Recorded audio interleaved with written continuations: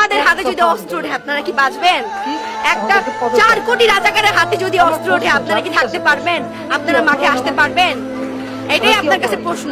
আমরা অস্ত্র ধরি না, যে হাতে কলম ধরি সে হাতে অস্ত্র ধরতে আমরা দুইবার চিন্তা করি। আপনাদের আমি মাঝখান দিয়ে ভাবছিলাম আর টেস্ট করবো, কারণ আমার পায়ে রবার বুলেট লাগছিল। লাগার পরে আমি আমার ফ্যামিলি একদমই না আমাকে আটকায় রাখছিল। তারপর যখন এই মেয়েটা মারা গেল আমি আর ঘরে থাকতেই পারিনি। কোনো স্বাধীন বাংলাদেশ না ভাই, যে দেশে শিক্ষককে রিমান্ডে নেওয়া হয়, যেটা 17 বছরের ছেলেকে রিমান্ডে নেওয়া হয়। বাংলাদেশের জার্সি পরে ছেলেটা রিমান্ডে ছিল।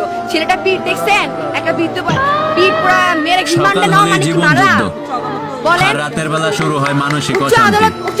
পরিবার প্রিয় মানুষদের দেশে রেখে বছরের পর বছর কাটিয়ে দিতে হয় আমাদের দূরপ্রবাসে। দিনটা তো যেমন তেমন কাটে, কিন্তু রাত কাটে দীর্ঘশ্বাস আর প্রিয় মানুষদের কথা মনে করে। সেই প্রিয় মানুষগুলোই যদি আমাদের কষ্ট না বুঝে। আপনি মেয়ে মানুষ, একটা আমি চিনিও না আপনাকে, আপনি কেন আমি কেন আপনাকে আমার ফোন দেখাবো? আমার অবশ্যই ও যদি ভোটচোর না হয়, ওরে কয়বার আপনারা ভোট দিচ্ছেন? ওরে ভোট দিচ্ছেন? কয়জন বুকে হাত দিয়ে বলতে পারবে যে আজকে আমি শেখ হাসিনার ভোট দিছি? ওরে আমরা একবার বসাইছি, আরো কত বছর ধরে বসে আছে। আচ্ছা, ওর কি একটু ইগোতে লাগে না ভাই? এত মানুষ, আমি ওর হাঁটুর সমান বয়সের হইতে হবো, আমি বলতেছি এত মানুষ ওরে চায় না, ও তাও নির্লজ্জের মতো ওইখানেই বসে আছে। আমার এই ইন্টারভিউ